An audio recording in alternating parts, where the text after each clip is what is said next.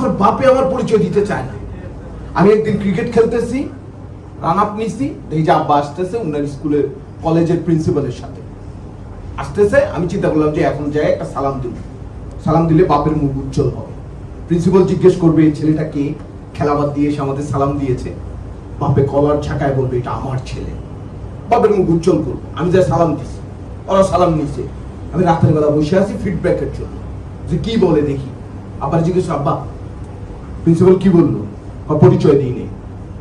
আচ্ছা কে, কত যে চেহারার অবস্থা ছিল, পরিচয় দেওয়ার কোনো কাহিনী ছিল। আমি সেটা কিছু একটা তো বলছো। হ্যাঁ বলছি যে স্যার জিজ্ঞেস করছে এটা কে।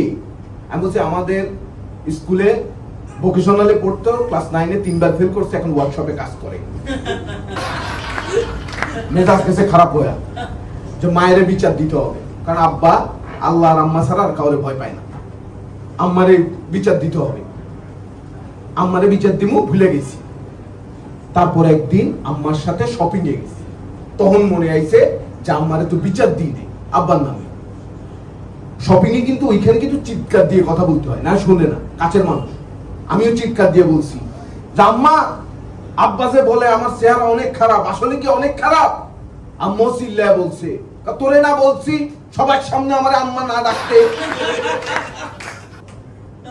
আরে ভাই, আমারে যখন দেখতে আসছে বিয়ের সময়, মেয়ে সবার সামনে বলে দিছে এই ছেলে আমার পছন্দ না। মেয়ে বলতেই পারে, সমস্যা নেই কোনো ভাই, আমার বাপ, ওর কি দরকার আছে ওখানে আবার আগুনে ঘি ডালা। মারে আমাদেরও তো পছন্দ না, কিন্তু নিজের ছেলে বলে ফালাই দিতে পারি না। আমার মেজাজ আবার খারাপ হয়েছে। আমার মারে যাই জিজ্ঞাসি, আম্মা তুমি সত্যি করে বলো তো, তোমরা কি আমাদের দত্তক নিয়ে আসছো? আমার সাথে এই ব্যবহার করো কেন?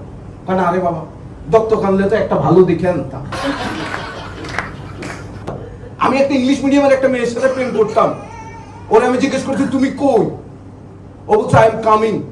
আমি কনফিউজ হয়ে গেছি, ও কি আইতেছে না আমার যাইতে কইছে। কিছু একটা তো করতে হবে।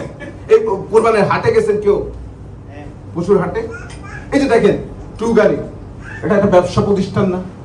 আপনার ব্যবসা ভালো হবে তখন যখন আপনি ব্যবসাটাকে, আপনার পণ্যগুলোকে ওন করবেন। ওন যখন করবেন তখন হবে। আমি দুই ব্যাপারীরে দেখলাম গরু বাজারে, একটা ছাগলের ব্যাপারী, একটা গরুর ব্যাপারী। ছাগলের ব্যাপারী গরুর ব্যাপারীরে কইতেছে তুই একটা ছাগলের বাচ্চা, গরুর ব্যাপারী ছাগলের ব্যাপারীরে কইতেছে তুই একটা ছাগলের বাচ্চা, গরুর বাচ্চা। মানে চিন্তা করে দেখেন, ওরা প্রোডাক্ট গাইডলাইন থেকে বাইরে হচ্ছে না, নিজের প্রোডাক্টই বলতেছে। মানে আমি ওই বলদ পালতেছে, আমি আপনার বলদ কেমন? ভালো। বলছে একটু দুষ্ট আছে। ওকে, গাবি দেখলে বলে হ্যালো গাইস। বাবার সাথে কখনো গরু বাজারে গেছে? এরকম হয় না যে আমাদের বাবা আমাদেরকে বলে কি তুই আমার ছেলে না, এটা আমার ছেলে না, এরকম বলে না? কিন্তু আমাদের কিন্তু কখনো সময় হয় না এটা আমার বাপ না এটা বলার। আমার কিন্তু একবার আই ছিল গরু বাজারে, যখন সবকিছু ডাকে, সবকিছু মুলামুলি করছে, গরুর বয়স কত, দাঁত কয়টা উঠছে, সব জিজ্ঞেস করছে। এখন দামাদামির পালা। জিজ্ঞেস করছে কত, 2000 সালের কথা বলতেছি, 26 বছর আগের কথা। বলছে গরুর দাম কত? বলছে 10,000।